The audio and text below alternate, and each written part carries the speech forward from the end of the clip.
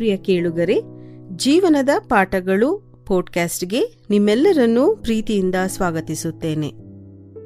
ಇಂದಿನ ಕುಟುಂಬಗಳು, ಸ್ನೇಹಗಳು ಮತ್ತು ಸಭೆಗಳಲ್ಲಿ ಅನೇಕ ಸಂಬಂಧಗಳು ದೊಡ್ಡ ಪಾಪದಿಂದ ಅಲ್ಲ, ಆದರೆ ಪರಿಹರಿಸದ ಸಣ್ಣ ಮನಸ್ತಾಪಗಳಿಂದ ಮುರಿದೋಗ್ತಾ ಇದೆ.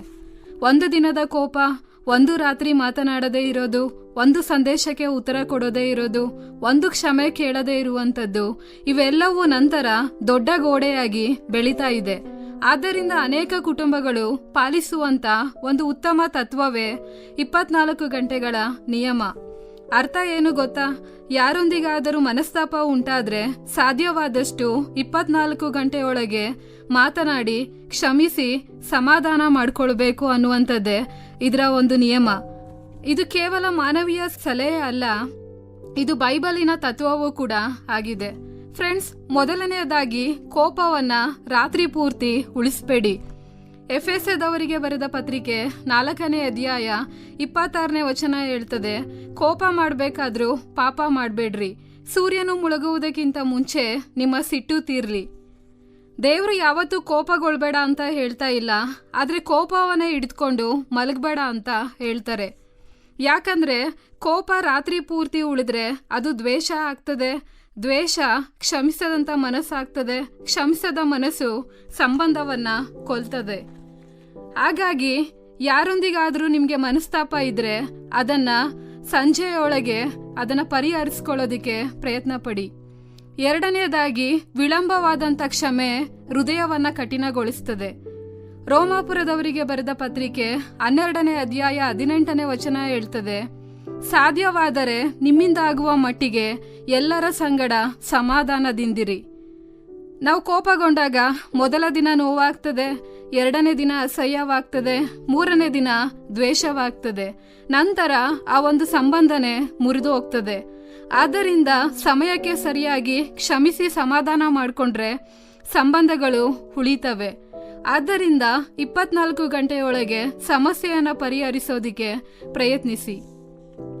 ಮೂರನೇದಾಗಿ, ಸಮಸ್ಯೆಯನ್ನ ನಿರ್ಲಕ್ಷಿಸಬೇಡಿ.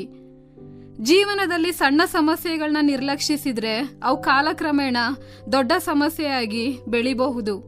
ಒಂದು ಸಣ್ಣ ತಪ್ಪು ಗ್ರಹಿಕೆ, ಒಂದು ಕಠಿಣ ಮಾತು ಅಥವಾ ಒಂದು ಪರಿಹರಿಸದ ಮನಸ್ತಾಪ ಸಂಬಂಧಗಳಲ್ಲಿ ಅಂತರವನ್ನ ಉಂಟು ಮಾಡಬಹುದು. ಸಮಸ್ಯೆಗಳನ್ನು ಮುಂದೂಡೋದ್ರಿಂದ ಅವು ತಾನಾಗಿಯೇ ಪರಿಹಾರ ಆಗೋದಿಲ್ಲ, ಬದಲಾಗಿ ಅವು ಮನಸ್ಸಿನಲ್ಲಿ ಕಹಿತನ, ಒತ್ತಡ ಮತ್ತು ದೂರವನ್ನ ಹೆಚ್ಚಿಸ್ತವೆ.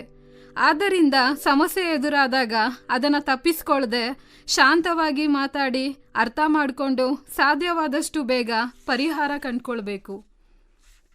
4ನೇದಾಗಿ, ಮಾತುಕತೆಯೇ ಸಂಬಂಧಗಳನ್ನ ಉಳಿಸ್ತದೆ. ಹೆಚ್ಚಿನ ಸಂಬಂಧಗಳು ಜಗಳದಿಂದ ಮುರಿದೋಗೋದಿಲ್ಲ, ಮಾತುಕತೆ ನಿಂತಾಗ ಮುರಿಯುತ್ತವೆ. ಮೌನ ಯಾವಾಗ್ಲೂ ಪರಿಹಾರ ಅಲ್ಲ, ಕೆಲವೊಮ್ಮೆ ಅದು ತಪ್ಪು ಗ್ರಹಿಕೆಯನ್ನ ಇನ್ನಷ್ಟು ಹೆಚ್ಚಿಸ್ತದೆ.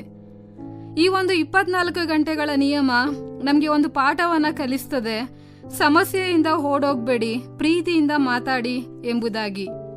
ಮಾತನಾಡೋದ್ರಿಂದ ತಪ್ಪು ಗ್ರಹಿಕೆ ದೂರವಾಗ್ತದೆ, ಕೇಳೋದ್ರಿಂದ ಪರಸ್ಪರ ಅರ್ಥ ಮಾಡಿಕೊಳ್ಳಲು ಸಾಧ್ಯವಾಗ್ತದೆ, ವಿನಯದಿಂದ ಮಾತನಾಡೋದ್ರಿಂದ ಸಂಬಂಧಗಳು ಬಲಗೊಳ್ತವೆ. ಫ್ರೆಂಡ್ಸ್, ಒಂದು ಗಂಡ ಮತ್ತು ಹೆಂಡತಿ ಸಣ್ಣ ವಿಷಯಕ್ಕೆ ಜಗಳ ಮಾಡ್ಕೊಳ್ತಾರೆ. ಗಂಡ ಯೋಚಿಸ್ತಾನೆ, ಮೊದಲು ಅವಳೇ ಮಾತಾಡ್ಲಿ. ಹೆಂಡತಿ ಯೋಚಿಸ್ತಾಳೆ, ಮೊದಲು ಅವರೇ ಕ್ಷಮೆ ಕೇಳಲಿ. ಒಂದಿನ, 1 ವಾರ, 1 ತಿಂಗಳು ಅವ್ರ ಮನೆಯಲ್ಲಿ ಮಾತೇ ಇರಲಿಲ್ಲ.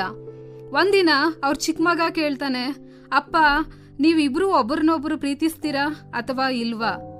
ಆ ಪ್ರಶ್ನೆ ಇಬ್ಬರ ಹೃದಯವನ್ನ ಮುಟ್ಟುತ್ತದೆ. ಅವ್ರು ಕಣ್ಣೀರಿಡ್ತಾರೆ ಮತ್ತೆ ಒಬ್ಬರಿಗೊಬ್ಬರು ಕ್ಷಮೆ ಕೇಳ್ತಾರೆ. 1 ನಿಮಿಷದ ಕ್ಷಮೆ ತಿಂಗಳ ನೋವನ್ನ ಗುಣಪಡಿಸ್ತು. ಫ್ರೆಂಡ್ಸ್, ಅಹಂಕಾರನ ಉಳಿಸ್ಕೊಂಡ್ರೆ ಸಂಬಂಧನ ಕಳೆದುಕೊಳ್ತೇವೆ, ವಿನಯ ತೋರಿಸಿದ್ರೆ ಸಂಬಂಧ ಉಳಿತದೆ. 5ನೇದಾಗಿ, ದೇವರು ನಮ್ಮನ್ನ ಕ್ಷಮಿಸಿದಂತೆ ನಾವು ಕ್ಷಮಿಸಬೇಕು. ಕೊಲೆಸಿಯವರಿಗೆ ಬರೆದ ಪತ್ರಿಕೆ 3ನೇ ಅಧ್ಯಾಯ 13ನೇ ವಚನ ಹೇಳ್ತದೆ, ಕರ್ತನು ನಿಮ್ಮನ್ನ ಕ್ಷಮಿಸಿದಂತೆ ನೀವು ಕ್ಷಮಿಸಿರಿ. ನಾವು ದೇವ್ರ ಬಳಿ ಪ್ರತಿದಿನ ಕ್ಷಮೆ ಕೇಳ್ತೇವೆ, ಹಾಗಿದ್ರೆ ನಾವು ಇತರರನ್ನ ಯಾಕೆ ಕ್ಷಮಿಸಬಾರ್ದು? ಕ್ಷಮೆ ಅಂದ್ರೆ ತಪ್ಪನ್ನ ಒಪ್ಪಿಕೊಳ್ಳೋದಂತ ಅಲ್ಲ, ಕ್ಷಮೆ ಅಂದ್ರೆ ನಮ್ಮ ಹೃದಯವನ್ನ ಬಿಡುಗಡೆ ಮಾಡುವಂಥದ್ದು. ನಾವು ದೇವರ ಕ್ಷಮೆಯನ್ನ ಪಡೆದವರಾಗಿರೋದ್ರಿಂದ ಇತರರಿಗೆ ಕ್ಷಮೆಯನ್ನ ನೀಡುವವರಾಗಿ ಬದುಕಬೇಕು. ಕ್ಷಮೆ ಕ್ರಿಸ್ತನ ಸ್ವಭಾವವನ್ನ ಪ್ರತಿಬಿಂಬಿಸುತ್ತದೆ, ಸಂಬಂಧಗಳನ್ನ ಪುನಃ ಸ್ಥಾಪಿಸುತ್ತದೆ ಮತ್ತು ನಮ್ಮ ಜೀವನದಲ್ಲಿ ದೇವರ ಶಾಂತಿಯನ್ನ ಉಂಟು ಮಾಡ್ತದೆ. ಒಂದು ಉದಾಹರಣೆ, ಒಬ್ಬ ಚಿಕ್ಕ ಹುಡುಗ ಆಟ ಆಡುವಾಗ ತನ್ನ ತಂದೆಯ ನೆಚ್ಚಿನ ಗಾಜಿನ ಹೂದಾನಿಯನ್ನ ಒಡೆದಾಕ್ತಾನೆ.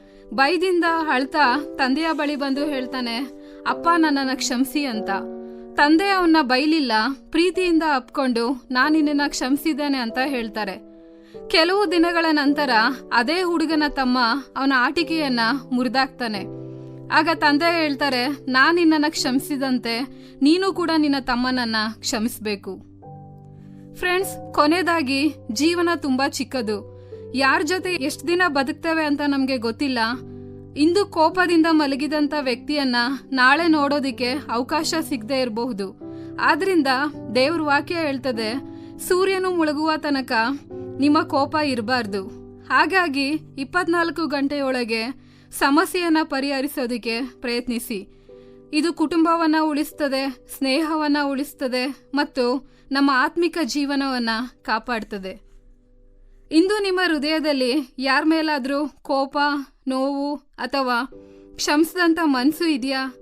ಹಿಂದೆ ದೇವ್ರ ಮುಂದೆ ಹೇಳಿ, ದೇವ್ರೆ ನನ್ನ ಹೃದಯವನ್ನ ಮೃದುಗೊಳಿಸು, ನಾನು ಕ್ಷಮಿಸೋದಕ್ಕೆ ಸಹಾಯ ಮಾಡು, ಅಹಂಕಾರವನ್ನ ತೆಗೆದುಹಾಕು, ಸಮಾಧಾನದ ಮಾರ್ಗದಲ್ಲಿ ನಡೆಯೋದಿಕ್ಕೆ ನನಗೆ ಬಲ ಕೊಡು, ಮತ್ತೆ ನನ್ನ ಸಂಬಂಧಗಳನ್ನ ಪುನಃ ಸ್ಥಾಪಿಸು ಎಂಬುದಾಗಿ ದೇವ್ರು ನಿಮಗೆ ಖಂಡಿತ ಸಹಾಯ ಮಾಡ್ತಾರೆ.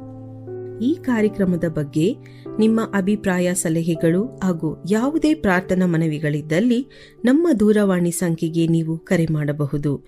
ನಮ್ಮ ದೂರವಾಣಿ ಸಂಖ್ಯೆ 996026065453. ನಿಮ್ಮ ಅಭಿಪ್ರಾಯಗಳನ್ನು ಇಮೇಲ್ ಮೂಲಕವೂ ನಮಗೆ ತಿಳಿಸಬಹುದು. ನಮ್ಮ ಇಮೇಲ್ ID info@fibaonline.org. ವಂದನೆಗಳು.